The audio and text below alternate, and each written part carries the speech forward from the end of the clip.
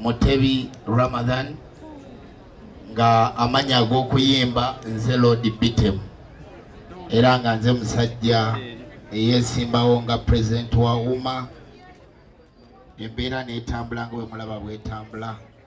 Mu butuufu kino ekiseera kye tulimu kya nnaku nnyo ng'abayimbi ffenna, ate era kya nnaku nnyo ng'eri famire ya Grace, ate era kya nnaku nnyo mu bantu b'emukono mwenna.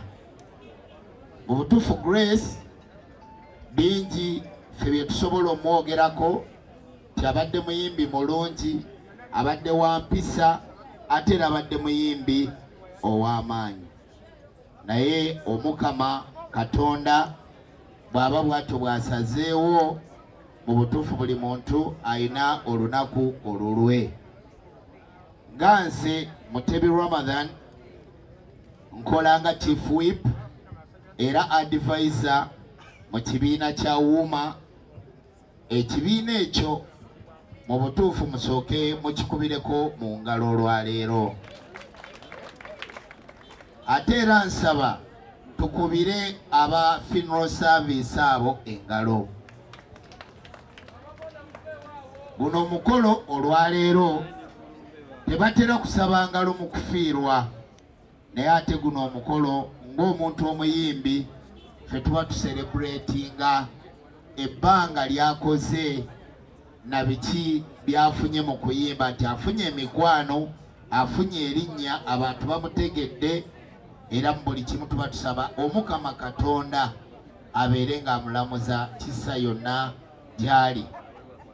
Ntuusa okusaasira eri Aizon T eyayimba n'omugenzi oluyimba, era nja kusaba ali ku puroguramu nti buli lwe tumala okwogera nga tufunayo ku nnyimba z'omugenzi mpola mpola, abantu nga bongera okukola ki, bongera okumutegeera.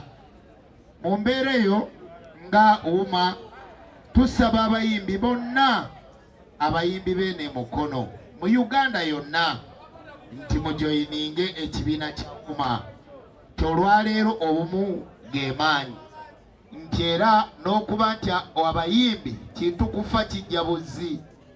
Leero okuba nti mulaba funeral service eyo, nti buli muyimbi yenna Mukama Katonda bw'aba nti akuyise ne famire yo, funeral service yo yeewaayo okuba nti etukwatirako, era mugyongere obugalo nga funeral service.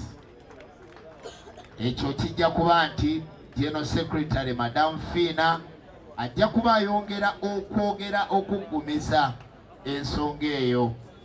Mu butuufu ekirala nebaza nnyo abooluganda aba Grace, tubadde nabo emulago, tubadde nabo mu buli kimu kyonna, naye nga tutambulira wamu, kuba abantu abasinga oluviirwako omuntu waabwe baba tebaagala na kulaba muntu yenna, kuba kulwanagana bulwanaganyi.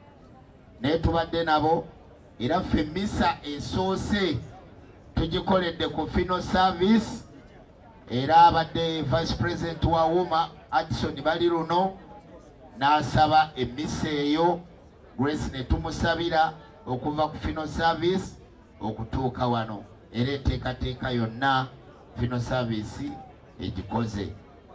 Mu butuufu sijja kuba mwogezi nnyo, kuba ennaku n'ennyiike okuba ntuviiriddwako omuyimbi ow'amaanyi, ate era nga mwana muto, mu butuufu kiba kireeta ennyiike.